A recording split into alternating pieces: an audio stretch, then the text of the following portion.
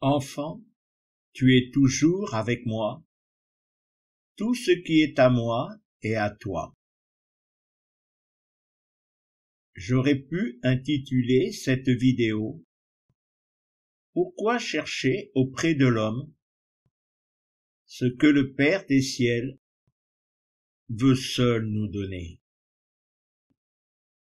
Alors que je méditais sur l'origine de la bonne nourriture que reçoit un enfant nouveau-né dans l'adhérence à Yeshua, l'exemple du fils prodigue dans l'évangile de Luc, chapitre 15, les versets 11 à 32, m'a une fois de plus donné une autre révélation de l'amour du Père des ciels. Naître, c'est découvrir la lumière. Naître pour l'enfant de chair, c'est passer des ténèbres du ventre de sa mère à la lumière de la vie de ce monde. Et le cri de cet enfant qui résonne, son sourire, comme la joie de cet homme, cette femme, sortant des eaux du baptême. Puis il y a la joie des parents, des proches, de voir cette nouvelle vie naître dans une famille. Mais ensuite, il va falloir nourrir cet enfant, le guider dans ses premières années, ses premiers pas, et là, une évidence. Qui va nourrir, donner la bonne nourriture à cet enfant? Sa mère est la bonne réponse. Mais est-ce seulement la mère? Aurions-nous oublié ce verset 8? Évangile de Marc, chapitre 10, les versets 6 à 9.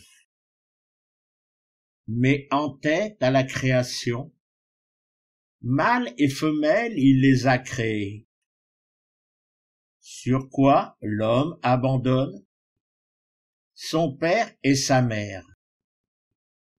Et ils sont les deux une seule chair. Ainsi ils ne sont plus deux, mais une seule chair. Donc, ce qu'Élohim a uni, qu'un homme ne le sépare pas. Si physiquement, la mère nourrit l'enfant dans ses premiers jours, le père y est associé par le fait que l'homme et la femme sont devenus une seule chair. Mais ce temps durant lequel seule la femme nourrit son enfant n'est que temporaire. Et il va falloir lui donner une autre nourriture, progressivement plus solide. Et là, le père et la mère vont devoir le faire ensemble. Et ce, jusqu'à ce que cet enfant puisse marcher seul. Et puis, il y a la naissance d'en haut. La naissance de cet être spirituel, animé du souffle de vie d'Élohim, passé des ténèbres du péché à la lumière de la vie du royaume des ciels. Alors, dans le royaume de notre Père des ciels, Évangile de Luc, chapitre 15, le verset 7. Oui, je vous dis, il est plus de chérissement au ciel pour un seul fauteur qui fait retour. Mais il faut que cet enfant spirituel soit nourri. non pas d'un lait maternel, comme l'enfant de chair, mais d'une autre nourriture qu'aucun homme, qu'aucune femme ne peut lui procurer. Lisons dans l'exemple du Fils prodigue, Évangile de Luc, chapitre 15, le verset 23. Amenez le veau gras, tuez-le, mangeons et festoyons. C'est bien le Père qui a nourri son Fils de retour à la maison. Et pour cet enfant spirituel, seul le Père des ciels peut donner la bonne nourriture. Cette nourriture qu'avait apportée Yeshua à ses adeptes. Cette nourriture qui nous est apportée maintenant par celui qui nous est donné, envoyé par le Père des ciels, le souffle de vérité, le souffle sacré.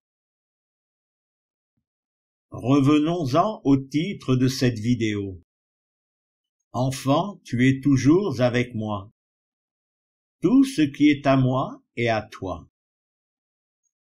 Alors, si nous sommes toujours avec le Père des ciels, tout ce qui est à lui est à nous, pas seulement sa paix, mais aussi cette nourriture de la vie qui vient du ciel, le pain et l'eau, Yeshua en le souffle sacré, souffle de vérité.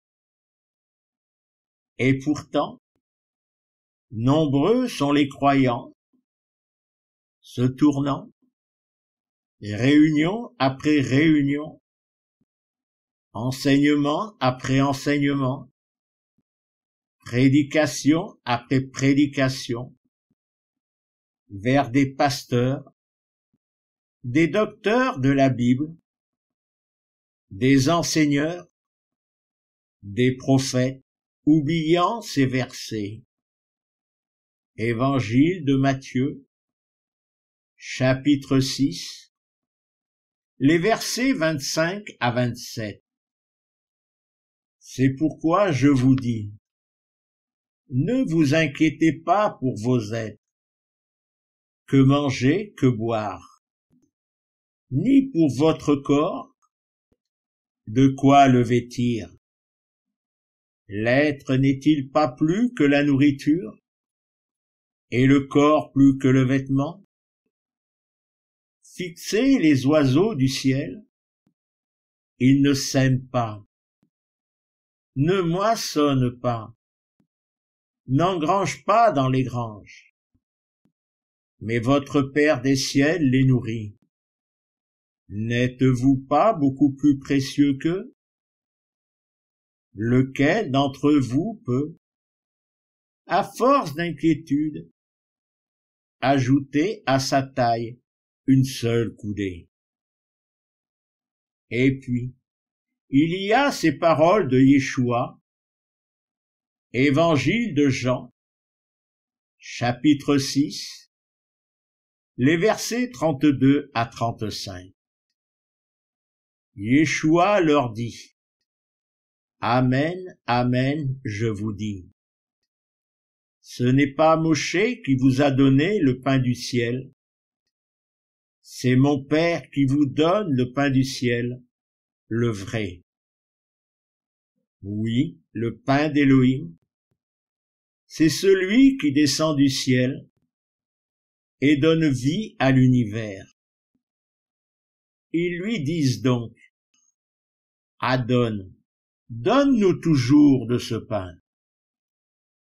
Yeshua leur dit, Moi je suis le pain de la vie. Qui vient vers moi n'aura plus faim, qui adhère à moi n'aura plus soif, jamais. C'est le Père des ciels qui donne le pain du ciel, et il n'a jamais eu besoin d'intermédiaire. Est-ce le fils aîné qui a donné le veau gras pour le retour de son frère? Et les nubiles sages ont-elles donné de l'huile aux nubiles folles qui n'ont pas cherché et demandé aux marchands? Oui, aucun homme ne peut donner le pain et l'eau du ciel. Évangile de Matthieu, chapitre 7, les versets 7 à 12. Demandez, il vous sera donné. Cherchez, vous trouverez. Frappez, il vous sera ouvert. Oui, tout demandeur reçoit. Tout chercheur trouve. Au frappeur, il est ouvert. Y a-t-il parmi vous un homme auquel son fils demande du pain et qui lui donne une pierre? Et s'il lui demande un poisson, va-t-il lui donner un serpent? Si donc vous, qui êtes criminels, vous savez donner de bons cadeaux à vos enfants, combien plus votre Père des ciels en donnera-t-il de bon à ceux qui lui demandent? Aussi, tout ce que vous voulez que les hommes vous fassent, faites-le leur vous-même. Oui, voilà la Torah et les inspirés. Après avoir écouté le verset 7, lors d'une réunion, j'ai réalisé que le frère aîné du fils prodigue n'avait, semble-t-il, pas demandé à son père un chevreau pour le partager avec ses amis.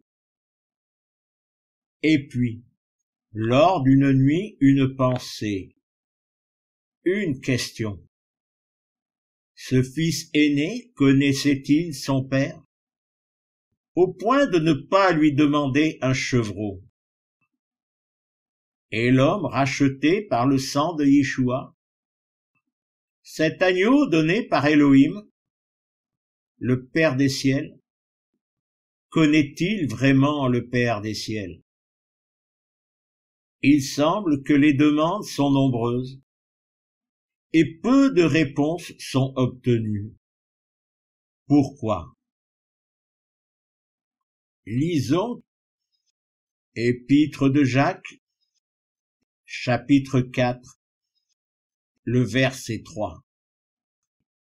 Vous demandez et n'obtenez pas, parce que vous demandez mal, et dans le but de dépenser pour vos plaisirs.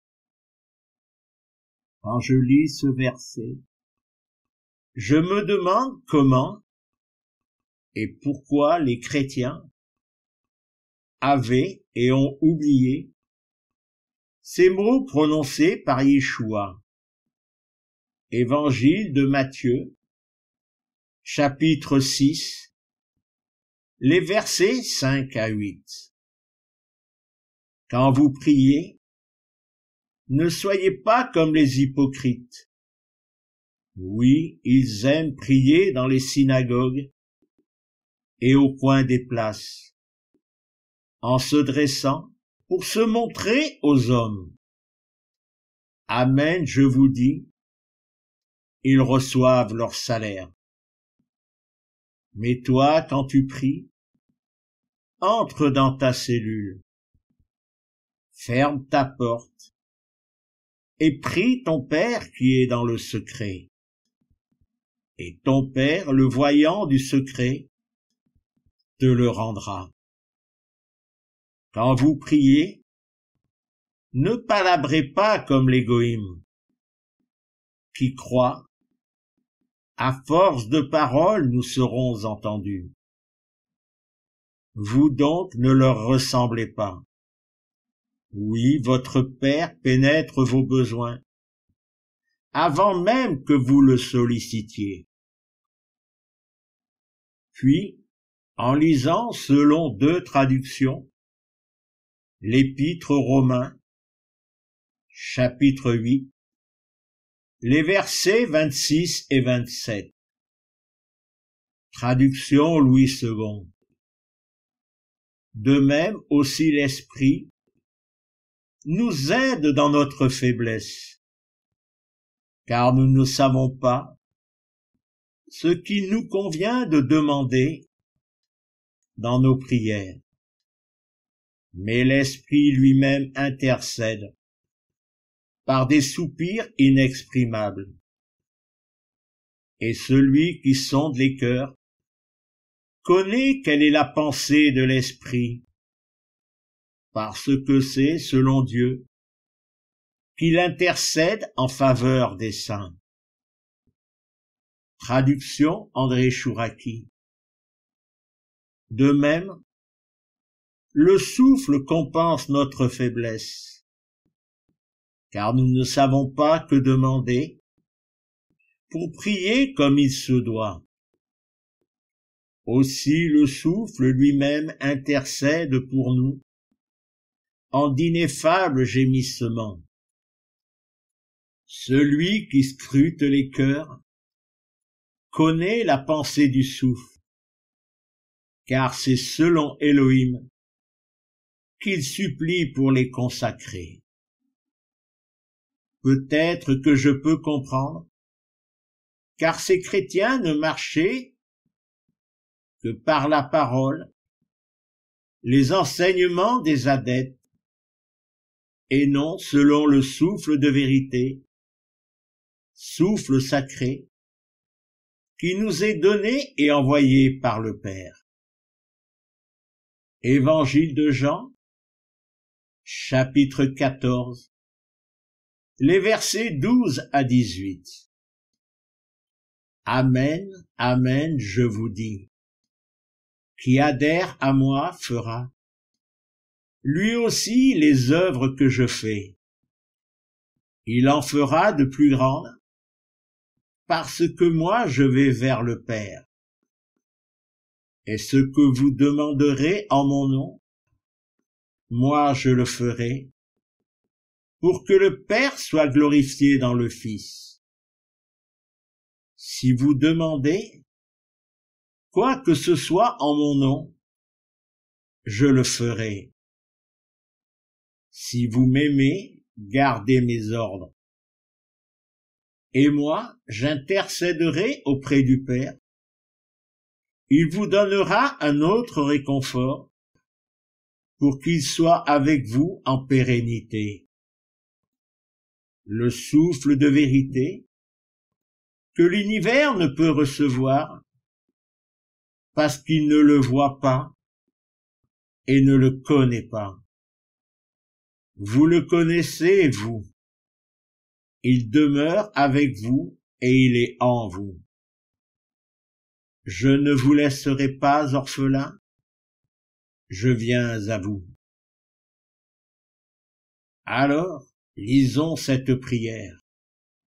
Évangile de Luc, chapitre 11, les versets 1 à 4. Et c'est en un lieu où il est épris. Quand il a fini, un de ses adeptes lui dit, « Adonne, enseigne-nous à prier, comme Yohanan enseigna aussi à ses adeptes. » Il leur dit, « Quand vous priez, dites, « Père, ton nom se consacre, ton règne vient. Donne-nous chaque jour notre part de pain. Remets-nous nos fautes, puisque nous aussi, nous les avons remises à tous nos débiteurs. Et ne nous fais pas pénétrer dans l'épreuve. » Lorsque nous lisons le verset 3, « Donne-nous chaque jour notre part de pain. » Quel pain nous est donné par le Père, sinon le pain de vie, l'amour du Père en Yeshua. Et en lisant dans la première épître aux Corinthiens, chapitre 1, les versets 4 à 6, je remercie Elohim toujours pour vous, pour le chérissement d'Elohim à vous donné dans le Messie Yeshua, parce qu'en tout, vous avez été enrichis en lui, en toute parole et toute pénétration, comme le témoignage du Messie a été confirmé en vous. Et toujours, dans la première épître aux Corinthiens, chapitre 2, les versets 12 à 16. Mais nous-mêmes, nous n'avons pas reçu le souffle de l'univers, mais le souffle qui vient d'Élohim, afin de savoir ce qu'Élohim, dans son chérissement, nous a donné. Cela, nous ne l'exprimons pas en paroles enseignées par la sagesse des hommes, mais dans ce qu'enseigne le souffle, comparant ce qui vient du souffle avec ce qui est du souffle. L'homme psychique ne reçoit pas ce qui est du souffle d'Élohim. Oui, c'est pour lui une folie. Il ne peut le pénétrer, parce que l'investigation se fait selon le souffle. Celui du souffle investigue tout, mais lui, personne ne l'investigue. Oui, qui a pénétré la pensée de l'Adon pour l'enseigner? Mais nous, la pensée du Messie, nous l'avons. Au travers de ces versets, nous pouvons réaliser que les paroles du Père à son Fils aîné, comme cet enfant racheté par le sang de l'agneau, près du Père, comme l'avait promis Yeshua, aux brigands repentant sur la croix. Alors oui, tout ce qui est au Père et à ses enfants m'est donné à travers le souffle de vérité, souffle sacré, qui sonde nos cœurs en nos besoins. Amour, chérissement, pardon, compassion. Et en quelques versets, les biens de ce Père qu'il désire nous donner.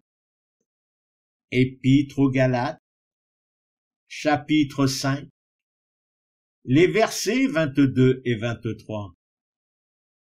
Mais le fruit du souffle est l'amour, le chérissement, la paix, la patience, l'obligeance, la bonté, l'adhérence, l'humilité, la maîtrise de soi, ce contre quoi la Torah n'est pas. Et, première épître aux Corinthiens, chapitre 13, le verset 13. Maintenant demeure adhérence, espoir, amour. Mais des trois, le meilleur, l'amour. Alors une dernière question. Savons-nous vraiment demander la bonne nourriture à notre Père des ciels? Soyez bénis en Yeshua. Amen.